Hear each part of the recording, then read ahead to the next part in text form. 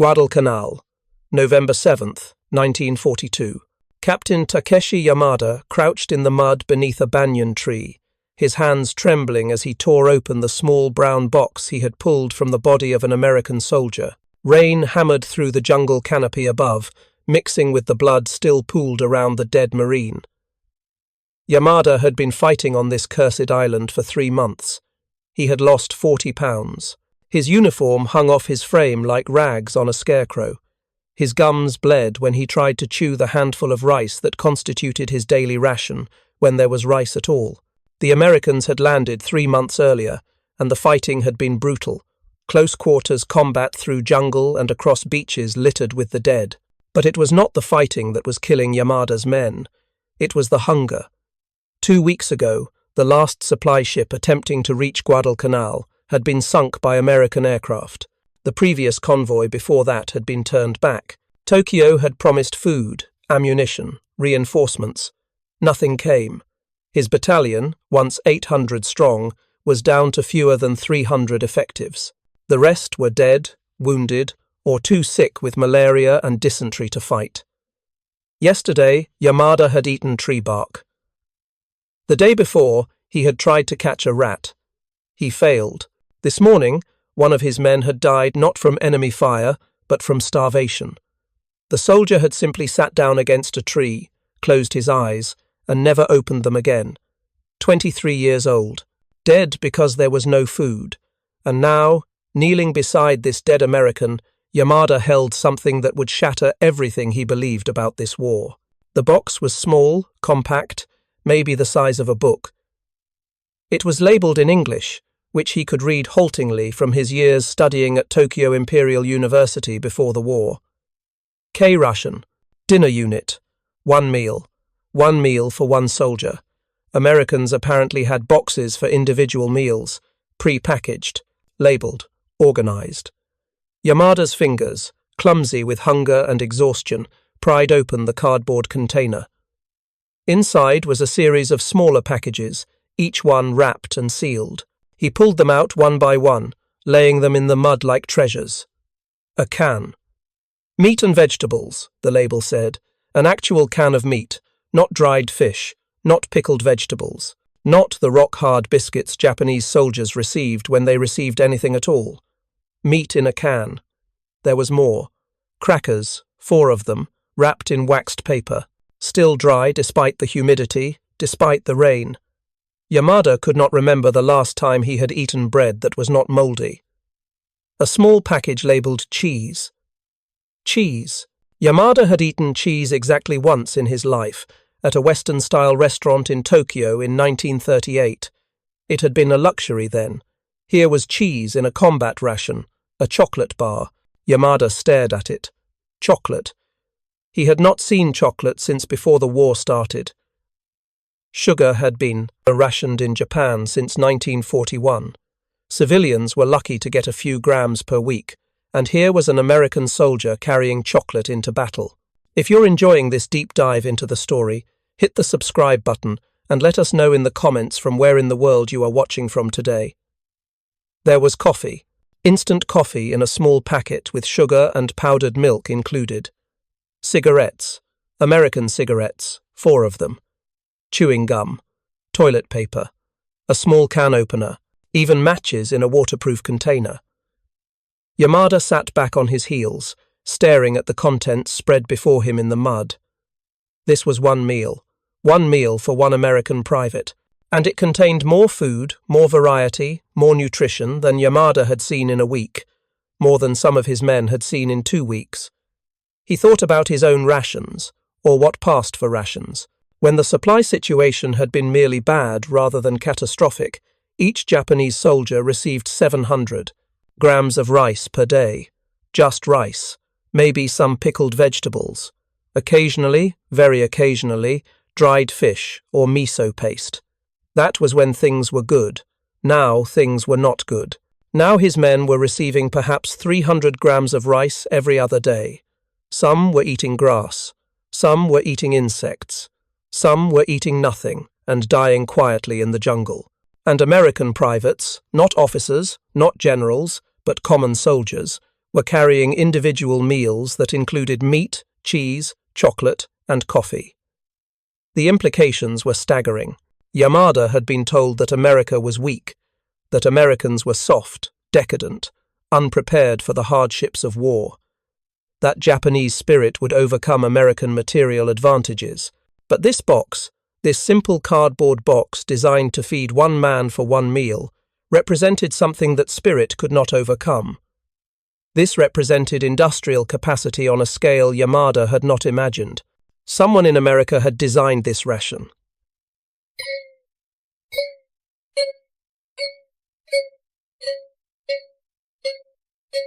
Someone had calculated the nutritional needs of soldiers in combat. Someone had organized the production of millions of these boxes. Someone had shipped them across the Pacific Ocean. And someone had ensured that even here, on this godforsaken island where the Japanese army was starving to death, American soldiers had meat and chocolate. Yamada had been an economics student at Tokyo Imperial University. He understood numbers, logistics, industrial output. Before the war, he had read the statistics on American production capacity, steel output, oil production, manufacturing capability. The numbers had seemed abstract then, just figures on a page.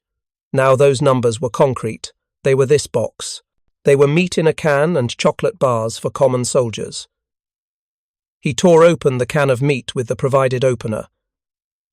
The smell hit him like a physical blow. Rich, salty, real food. His stomach cramped with desperate hunger. He knew he should share this with his men. He knew that as an officer, he should distribute it according to need. But God help him, he ate. He ate directly from the can with his fingers, shoving the meat and vegetables into his mouth so fast he barely chewed. It was the most delicious thing he had ever tasted. Not because it was particularly good food. The American private who had carried it would probably have complained about its blandness. But because Yamada had not eaten real meat in months. Tears ran down his face as he ate. Not from joy, from despair. Because if this was what American privates ate, what did American officers eat? If this was the ration for a combat soldier in the field, what did American troops in rear areas receive? If America could afford to put chocolate and cheese in individual meal boxes for millions of soldiers, what else could they afford? Yamada looked at the dead Marine lying nearby, the man from whom he had taken this meal. The American had been young, maybe 20 years old, well-fed. His uniform, though now blood-soaked and torn, had been of good quality. His boots were intact, leather still supple. His equipment was all intact, nothing improvised, nothing held together with wire and hope. And he had been carrying this ration box, plus another in his pack. 2 full meals. This one American soldier had been carrying more food than some of Yamada's men would see in a week. The Japanese captain had led men in combat for over a year. He had fought in China, then been transferred to this Pacific nightmare. He had always believed in Japanese superiority, not racial superiority, though the propaganda certainly pushed that angle, but spiritual superiority. The idea that Japanese discipline, Japanese willingness to sacrifice, Japanese fighting spirit would overcome any material disadvantage. But you cannot eat spirit. You cannot shoot discipline at enemy aircraft. And willingness to die meant nothing when you were already dying from starvation. Yamada carefully gathered the remaining contents of the K-ration box, the crackers, the chocolate bar, the coffee. He would bring these back to headquarters. He would show them to Colonel Tanaka. Perhaps if the colonel saw this, he would understand what they were truly facing. As Yamada moved through the jungle back toward the Japanese positions, he passed several of his men. They were in bad condition. Private Sato, 19 years old, sat with his back against a tree, his eyes hollow, his cheeks sunken. He had been a robust farm boy from Hokkaido when they had landed. Now he looked like a skeleton wrapped in skin. Corporal Kimura was trying to boil water for tea, except they had no tea, just hot water to make their stomachs feel less empty. Sergeant Ono was checking his rifle, probably for the 10th time that day. They did that now, checking equipment obsessively because it was the only thing they could control. They could not control the hunger. They could not control the lack of supplies. They could not control the American aircraft that strafed them daily. But they could check their rifles. Yamada thought about showing them the K-ration box, then decided against it. What good would it do? It would only demoralize them further. Better to let them maintain their illusions about American weakness. Better to let them believe that their suffering had meaning, that their sacrifice would lead to victory. But Yamada no longer believed it. The K-ration box had shattered his faith, not in Japan, not in his men, but in the possibility of victory. At regimental headquarters, a pathetic collection of tents and foxholes carved into a hillside, Yamada found Colonel Tanaka reviewing maps by candlelight. The colonel was 53 years old, a career officer who had fought in the Russo-Japanese War as a young lieutenant. He looked ancient now, aged by months of starvation and stress. His uniform, once crisp and proper, hung loose on his wasted frame. Yamada saluted, then placed the K-ration box on the makeshift table. "Colonel, I found this on an American body. I think you need to see it." Tanaka looked at the box without expression. "What is it?" "An American meal ration, sir. For one soldier. One meal." The colonel's eyes narrowed. He reached out and began examining the contents, his hands shaking slightly. Not from age or fear, from malnutrition. Everyone was shaking now. Tanaka picked up the chocolate bar, turned it over in his hands. He opened the can of cheese, sniffed it. He unfolded the packet of coffee. For a long time he said nothing. Finally, he looked up at Yamada. "This is what their privates carry?" "Yes, sir.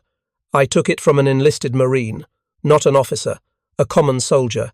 Tanaka set down the chocolate bar carefully, as if it were fragile.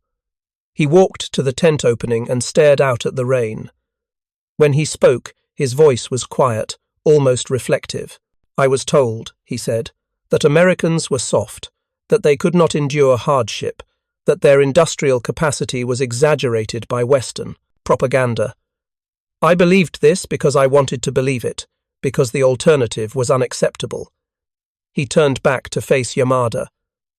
"The alternative is this." He gestured to the K-ration contents.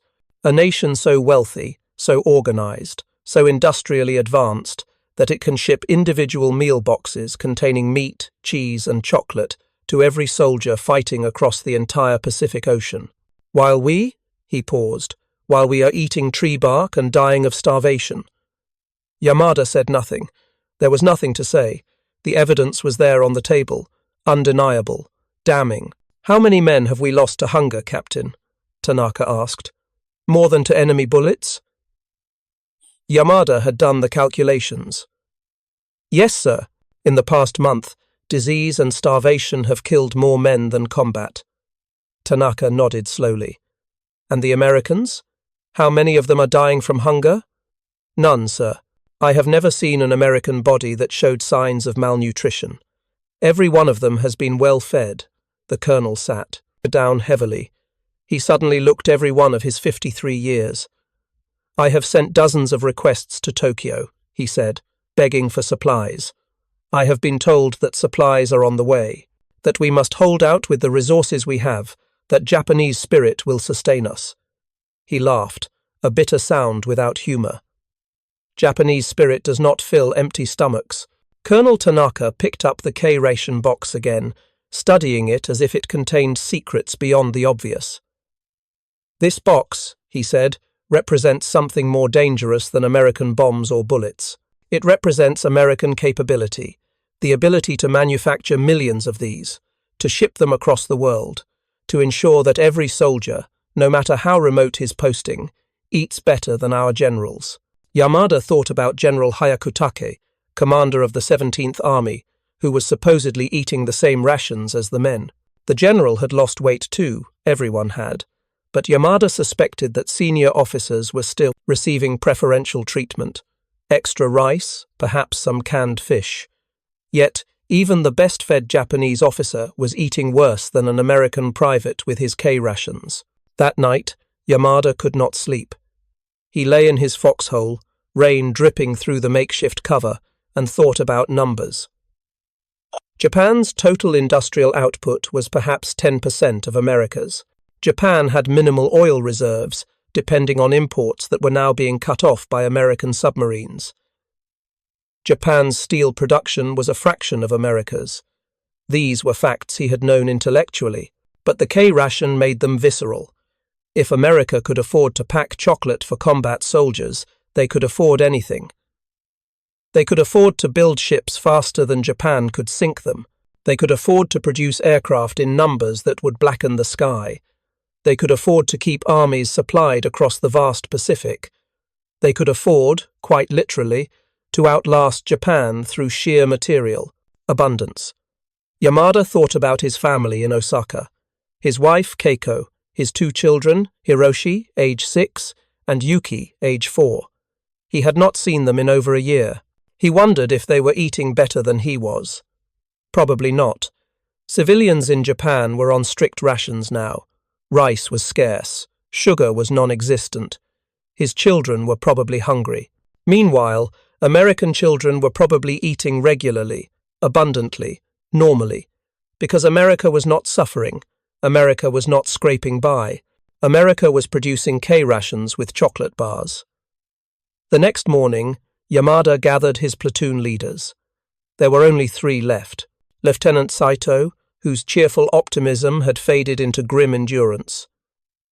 Lieutenant Fukuda, who had stopped speaking entirely except when giving orders. And Warrant Officer Ito, an old soldier who had fought in China and should have retired years ago but kept fighting because he knew nothing else. Yamada showed them the K-ration. He watched their faces as they examined the contents. Saito looked confused, as if this contradicted something fundamental he believed. Fukuda's expression remained blank, but his hands shook as he held the chocolate bar. Ito just nodded slowly, unsurprised. "We cannot win," Ito said finally.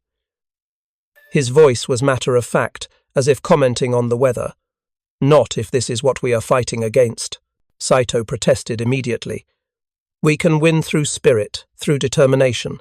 The Americans are weak. They will lose the will to fight when they see our commitment." Ito looked at the younger officer with something like pity. "Lieutenant, the Americans flew thousands of miles to fight us. They are building bases on islands we thought unreachable. They are sinking our ships faster than we can replace them, and they are eating chocolate while doing it. That does not sound like weakness. That sounds like a nation that has not even begun to mobilize its full strength." The conversation ended there. No one wanted to voice what they were all thinking, that this war was unwinnable, that they were going to die on this island for nothing, that Japanese spirit was no match for American steel and American abundance. Days passed. The hunger worsened.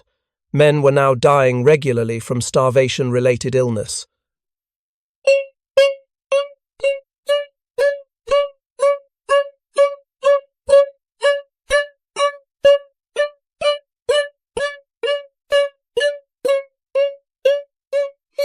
The colonel sent another desperate request for supplies. The response from Tokyo was the same. "Hold your positions. Reinforcements are coming. Victory is certain." But no supplies arrived. No reinforcements landed. Victory seemed very uncertain indeed. Yamada led a patrol on November 15th to probe American positions. They encountered a marine patrol. Brief firefight. Both sides withdrew with casualties. But what Yamada noticed was not the combat. It was what the Marines left behind. More K-ration boxes. And something else. C-ration cans. Larger containers, also for individual soldiers. Yamada collected them, bringing them back like a scavenger. The C-rations were even more impressive than the K-rations. The cans were bigger, containing what appeared to be complete meals. Beef stew, ham and lima beans, chicken and vegetables. Each can was enough for a full meal, and there were multiple cans. Americans apparently had different ration types for different situations. K-rations for mobile combat operations, C-rations for more static positions, and there were rumors of something called B-rations, fresh food served from field kitchens. Yamada tried to imagine it. American soldiers, after a day of combat, lining up at field kitchens for hot meals. Fresh bread, coffee with real milk and sugar. Meanwhile, Japanese soldiers fought on empty stomachs and died with their boots rotting off their feet. The disparity was not just material, it was psychological. Well-fed soldiers fight better. They have energy. They can think clearly. They maintain morale. Hungry soldiers become listless, weak, prone to disease and depression. Yamada was watching his men deteriorate not from enemy action, but from simple lack of calories. A soldier needs approximately 2,500 to 3,000 calories per day to function in combat conditions, more if the environment is harsh, which Guadalcanal certainly was. Japanese soldiers were receiving perhaps 1,200 calories on good days, 800 on bad days. Some days, nothing at all. This was not sustainable. The human body, pushed beyond its limits, begins to consume itself. Muscle breaks down. Organs begin to fail. The mind becomes foggy, confused. Yamada himself was experiencing this. Periods where he could not concentrate. Moments where he forgot what he was doing. His body was eating itself to survive, and there was nothing to replace what was being consumed. He thought again about the K-ration, about the casual abundance it represented. An American private opened his ration box, ate what he wanted, and probably threw away what he did not like. Threw it away. Food that would save a Japanese soldier's life, thrown away, because an American private preferred beef to pork, or did not like cheese, or wanted different crackers. The waste probably exceeded what Japanese soldiers received in total rations. This was the reality of industrial war. Not just who had better guns or more planes, though America certainly had both, but who could keep their soldiers fed, healthy, functioning, who could maintain an army across thousands of miles of ocean, who had the logistics, the organization, the sheer productive capacity to wage war on a global scale. Japan had started this war believing spirit could overcome materiel, believing that Japanese willingness to die would intimidate Americans into negotiating peace, believing that a few decisive victories would force America to accept Japanese dominance in Asia. But America was not intimidated. America was not negotiating, and American soldiers were eating chocolate while Japanese soldiers ate tree bark.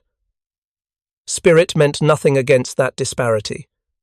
Spirit did not fill cargo ships. Spirit did not manufacture K-rations.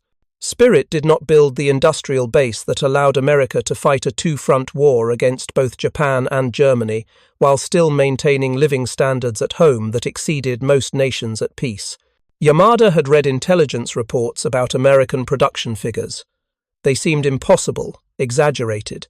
But the K-ration proved they were not exaggerated. They were real. America was building one aircraft carrier per month. Japan needed a year to build one. America was launching cargo ships faster than German U-boats could sink them. Japan's merchant fleet was being steadily destroyed with no replacement capacity. America was producing tanks, aircraft, artillery, rifles, ammunition, and yes, K-rations, in quantities that Japan simply could not match. And this was with only a portion of America's industrial capacity mobilized. Most of America's economy was still producing civilian goods. Americans at home were not experiencing severe shortages. They were not eating tree bark. They were living more or less normally while their soldiers fought across the Pacific with chocolate bars in their packs. On November 20th, another supply ship was sunk before reaching Guadalcanal. Colonel Tanaka called his officers together. The meeting was brief.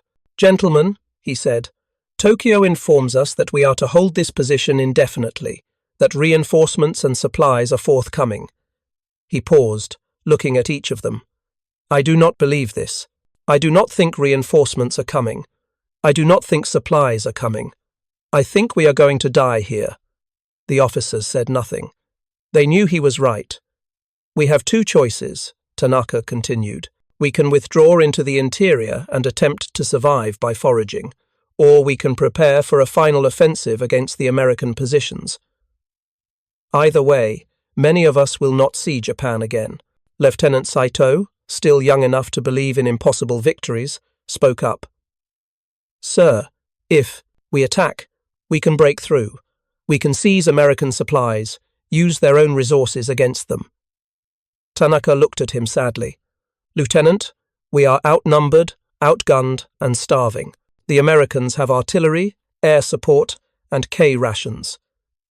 We have rifles, determination, and empty stomachs. You tell me how that attack succeeds. The meeting ended without a decision. The decision would be made in Tokyo by generals who were eating rice while their soldiers ate roots, by planners who looked at maps and saw strategic positions, not starving men, by leaders who had committed to a war they could not win but could not admit to losing. Yamada returned to his position and found Private Sato had died. The young soldier from Hokkaido had finally succumbed to malnutrition and disease. He was 20 years old. He had never fired his rifle in anger. He had simply wasted away in the jungle, too weak to fight, too malnourished to recover. His last words, according to Corporal Kimura, who had been with him, were to apologize to his mother for dying. That evening, Yamada opened the chocolate bar from the K ration he had saved. He broke it into small pieces and distributed them among his remaining men. There were 12 soldiers left in his platoon. Each received perhaps 1 square of chocolate. They ate it slowly, savoring what would likely be their last taste of sweetness. Some of them cried, not from gratitude, but from the bitter understanding of what this chocolate represented. The vast, unbridgeable gap between the army they served and the army they fought. Sergeant Ito, the old soldier who had fought in China, spoke quietly after finishing his piece. I fought the nationalists in China. We had more ammunition than we could carry. We had adequate food. We had supplies. This is different. The Americans are not like anything we have fought before.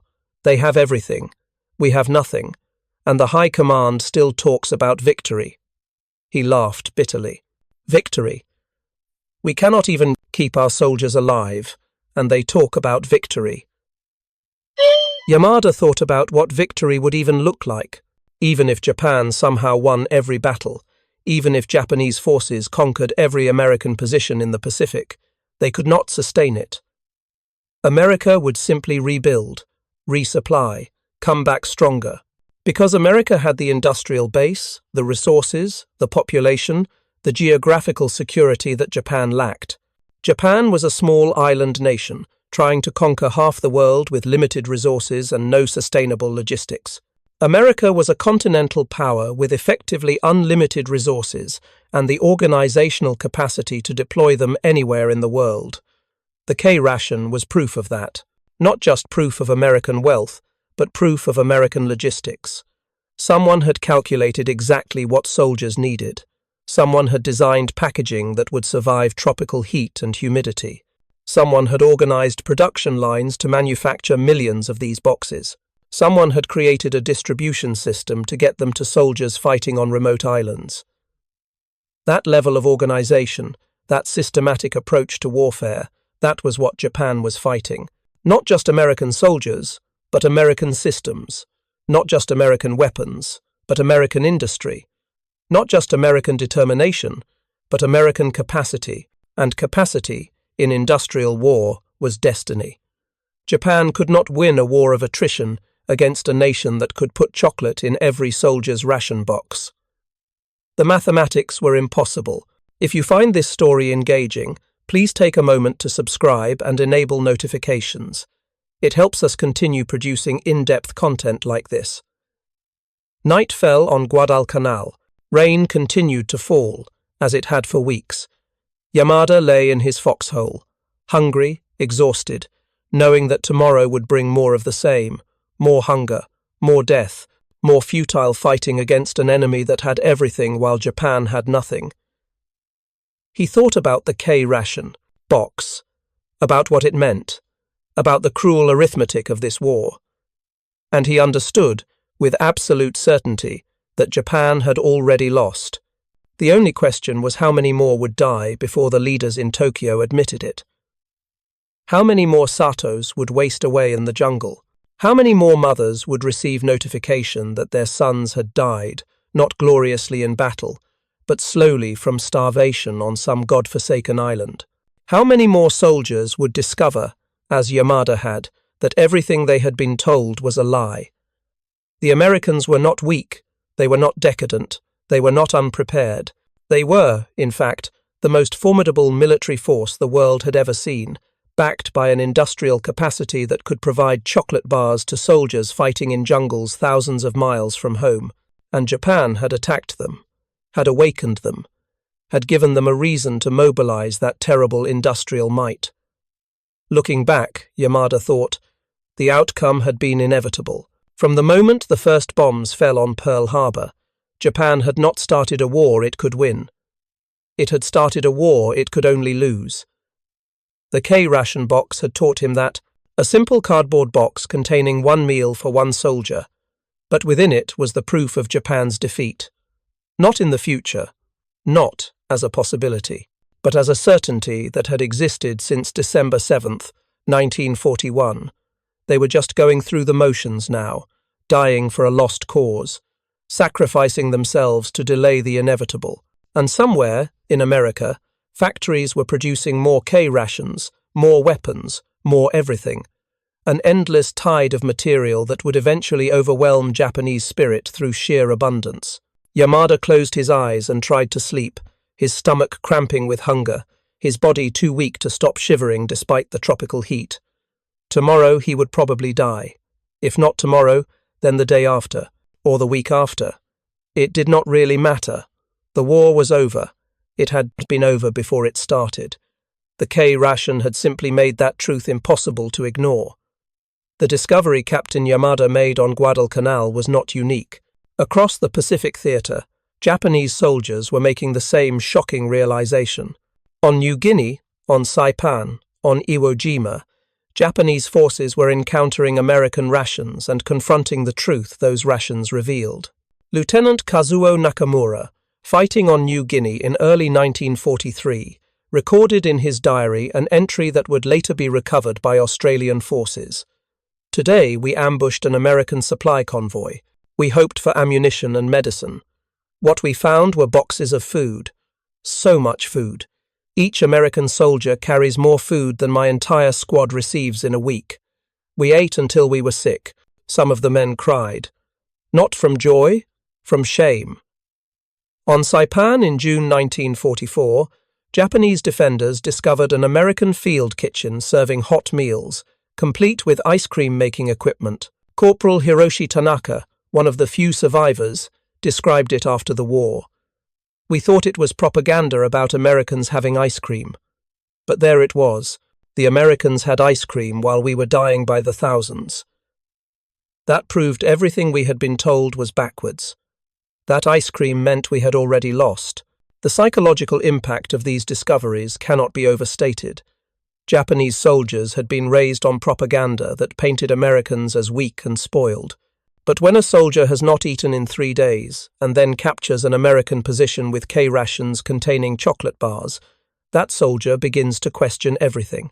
Major Yoshitaka Hori, who served as a staff officer on Iwo Jima, wrote after the war about examining captured American supplies. I had studied the statistics on American industrial output, but statistics are abstract. The K-ration made it real. I held proof that America could afford to package individual meals for millions of soldiers and ship them across the world's largest ocean. At that moment, I understood we were fighting arithmetic, and you cannot defeat arithmetic with spirit. The contrast extended beyond food.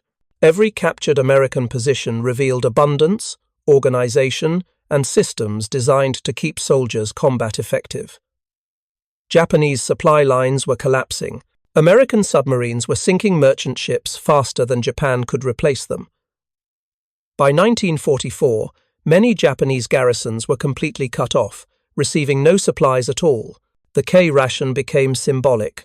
Stories spread through Japanese ranks. The Americans have rations with chocolate. The Americans throw away more food than we receive. Even dying soldiers noticed that captured American bodies showed no signs of malnutrition. As American forces advanced, they encountered local populations under Japanese occupation. The contrast was stark. Japanese forces, short of food themselves, confiscated local supplies. American forces, distributed rations to civilians. On the Philippines, when Americans liberated Manila in February 1945, they immediately established food distribution points. Filipino guerrillas supplied with American rations remarked with amazement. One leader said, "The Japanese took from us, the Americans gave to us. That told us everything about which side would win." Back on Guadalcanal, Captain Yamada survived the battle, though barely. In early February 1943, Japanese forces evacuated the island. Of approximately 30,000 Japanese soldiers who fought there, only 10,000 were evacuated. The rest died, mostly from starvation and disease. Yamada was among those evacuated. He weighed 92 pounds. He carried the K-ration wrapper as a reminder of American capacity. He was sent to hospitals, then back to Japan for recovery. As his ship approached home in March 1943, Japan looked smaller than he remembered, more fragile. He thought about that vast American continent with its factories and resources. And he thought about the K-ration box that had revealed the truth. In Japan, Yamada was assigned to train recruits, boys of 17 and 18 who still believed in certain victory. He wanted to tell them the truth, but orders were clear. Maintain morale. Do not mention hunger or defeat. So Yamada stayed silent and watched young men prepare to die for a lost cause. By 1945, the situation had become catastrophic. Japan's merchant fleet was destroyed. The home islands were blockaded. Civilians were starving. Soldiers preparing for invasion were told they might fight with bamboo spears. American soldiers were still eating K-rations with chocolate. The disparity had only widened. When the atomic bombs fell in August 1945, Captain Yamada felt relief. The dying could stop. Japan had lost, as he had known since that November day in 1942 when he opened a K-ration box in Guadalcanal's mud. In the aftermath, American occupation forces arrived bringing food, K-rations and C-rations distributed to a starving population. The Japanese people, told Americans were demons, discovered Americans brought food and shared it. Yamada witnessed American soldiers giving chocolate bars to Japanese children. Their parents could not reconcile what they had been told with what they saw. Yamada approached one American private and explained in broken English, "I was Guadalcanal. I found American ration. I understood then we lose war." The private, Robert Miller from California, sat with Yamada. They talked haltingly. Miller admitted Americans had no idea Japanese forces were starving. Yamada told him about soldiers dying from hunger. Miller listened, his expression somber. "I am sorry," he said. "No one should die like that." In the decades after the war, the story of the K-rations became part of the historical record. Military historians pointed to logistics as decisive. Japan's inability to supply its forces, contrasted with America's ability to maintain supply lines across vast distances, determined the outcome as surely as any battle. The K-ration was produced by the millions during World War II. Over 100 million boxes were manufactured. They were designed to be nutritionally complete, portable, and durable. Japanese rations were inadequate from the start and became worse as supply lines collapsed. Soldiers were expected to forage. Men starved while waiting for supplies that never came. Of approximately 2.1 million Japanese military deaths in World War II, historians estimate more than 60% died from starvation and disease rather than combat. Over 1 million Japanese soldiers died not from enemy fire, but from hunger and illness. They died because Japan could not feed them. American military deaths were overwhelmingly combat-related. American soldiers died from wounds and the dangers of warfare, but they did not die from starvation. The U.S. military lost approximately 400,000 personnel, but almost none from logistical failure.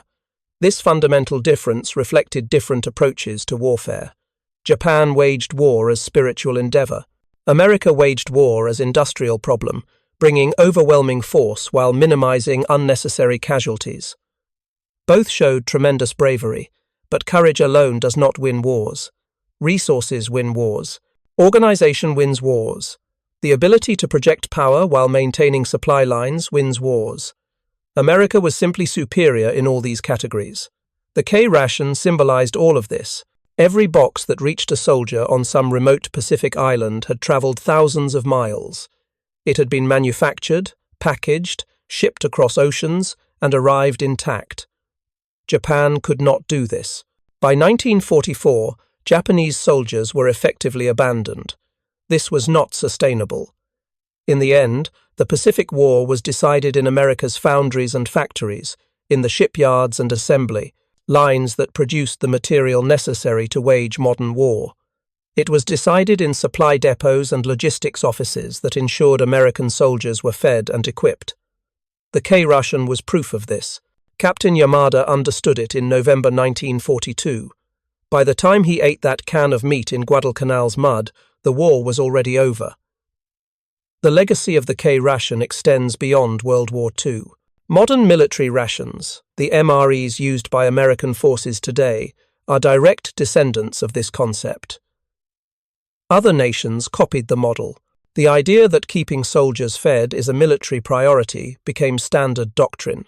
Captain Yamada lived until 1997. He became a businessman in post-war Japan. He never spoke publicly about his war experiences, but privately he would show his grandchildren the K ration wrapper and tell them what it taught him. This paper showed me the truth about modern war. War is about logistics, about feeding your soldiers. Japan thought we could win through determination. But you cannot keep soldiers alive with empty slogans when they have no food. His granddaughter asked why he kept the wrapper so long. Because I never wanted to forget what it costs to fight a war you cannot win. That young men died because old men made decisions based on pride instead of arithmetic. Thank you for watching. For more detailed historical breakdowns, check out the other videos on your screen now, and don't forget to subscribe. The K ration wrapper now sits in a museum in Japan. Next to it is a reproduction K ration box. The placard explains its significance, how this simple ration revealed the industrial disparity that determined the war's outcome. The display ends with Yamada's diary quote, "I thought we were fighting Americans. I was wrong. We were fighting American factories, American logistics. We were fighting an entire continent's resources. How could we have believed we could win? Japan believed it could win because leaders wanted to believe. Brit. Because acknowledging the truth meant acknowledging the war was unwinnable from the start. The K ration box stands as testimony. It reminds us that in modern war, logistics is destiny, that keeping soldiers fed matters more than inspiring slogans, that young men should never be sent to die because old men refuse to believe the numbers. Captain Yamada learned this in Guadalcanal's mud in November 1942. Japan learned it in August 1945. The K ration taught both lessons, one soldier at a time, until the truth could no longer be denied. The Americans were never weak. They were the most formidable military power the world had ever seen, backed by industrial capacity Japan could never match. And they proved it with chocolate bars delivered to soldiers on remote islands. Yamada thought he was drowning toward death in that jungle. Instead, he discovered a truth that changed everything. Japan could not do what America could. And because Japan could not feed its soldiers while America could, Japan lost. The K ration proved it. 3 years before surrender. One cardboard box at a time.